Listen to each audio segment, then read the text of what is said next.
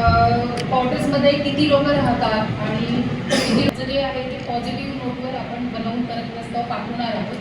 आणि म्हणजे आधीच्या युनिटसाठी मी हाऊसिंगच्या मॅडमला भेट दिली होते आणि या माध्यमातून परत एकदा मी हाऊसिंगच्या मॅडमला भेट देऊन महिला आणि मुलींना शाळा आणि कॉलेजच्या स्तरावर स्वसंरक्षणाचे धडे आपण दिले होते. त्या पद्धतीने जर आपल्याकडे काही उपक्रम राबवता आला तर तो आपण राबवण्याचा प्रयत्न करू आणि मग दामिनी पद्धत अजूनही सक्षम करून त्यांच्या माध्यमातून मी जे काही गुल्लडबाजी किंवा टपोरीगिरी करणारी मुलं आहेत त्यांच्यावर कारवाई करू.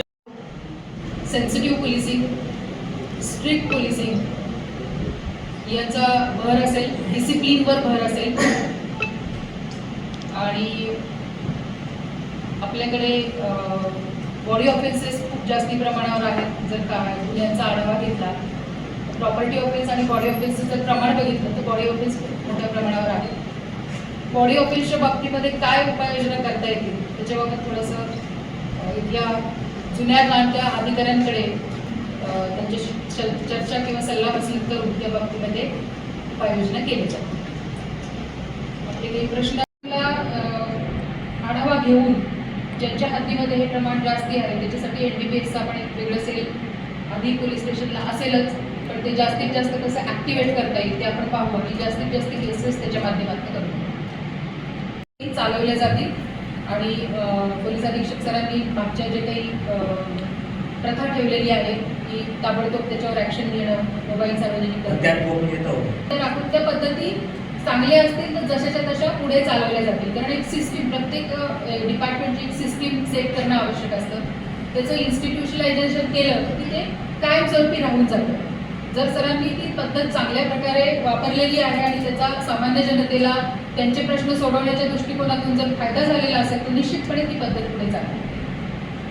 सायबर सेलच्या माध्यमातून किंवा टेक्निकल ॲनालिसिस टीम आहे त्याच्या माध्यमातून आपण सोशल मीडियावर ज्या काही मेसेजेस येतात त्याच्यावर आपण लक्ष ठेवून आहोत. त्या माध्यमातून आपण त्या जे सोशल मीडियाच्या माध्यमातून जातीय तेढ निर्माण करण्याचा प्रयत्न करत आहेत त्याच्यावर गुन्हे देखील आपण दाखल केलेले आहेत. आणि यापुढेही जातीय तेढ निर्माण करणारे जे अशा प्रकारचे समाजकंटक आहेत किंवा जाणते अजाणतेपणी जरी केलं असेल तरी आपण त्यांच्यावर कायदेशीर कारवाई करणार. कुणीही जातीय तेढ निर्माण करू नये यासाठी आपण विशेष प्रयत्न केले. आढावा घ्यायला तेवढासा वेळ मिळालेला नाही आहे. आता उद्यापासून सगळ्याच म्हणजे पोलीस स्टेशनचाही आढावा सुरू होईल. त्यानंतर आमच्याकडे क्लेरिकल स्टाफला त्यांच्याकडे किती प्रस्ताव पेंडिंग आहेत ते आणि ते कुठल्या पातळीवर आहेत, त्यांचं स्टेटस काय आहे या बाबतीमध्ये आढावा घेऊन त्याप्रमाणे मग वरिष्ठ कार्यालयांशी बोलून त्या दृष्टिकोनातून लवकरात लवकर कसे ते प्रस्ताव मंजूर करून देता येईल या बाबतीमध्ये प्रयत्न केले. पोलिसिंग जे आहे ते यापूर्वी इथे झालेलं आहे आणि ते जास्तीत जास्त कसं करता येईल, समाजाभिमुख लोकाभिमुख पोलिसिंग करून आणि जनतेशी सुसंवाद वाढवून जर काही आपापसामध्ये तेढ असेल, आपापसामध्ये गैरसमज असतील तर ते दूर करण्याचा प्रयत्न केला जाईल. आणि त्या दृष्टिकोनातून सामाजिक सलोखा राखून आपल्याला तो डाग पुसण्याचा आपण सर्वजण आहातच मला तिथं आपल्यानंतर नक्की तो डाग पुसला जावा यासाठी आपण नक्की प्रयत्न करतो.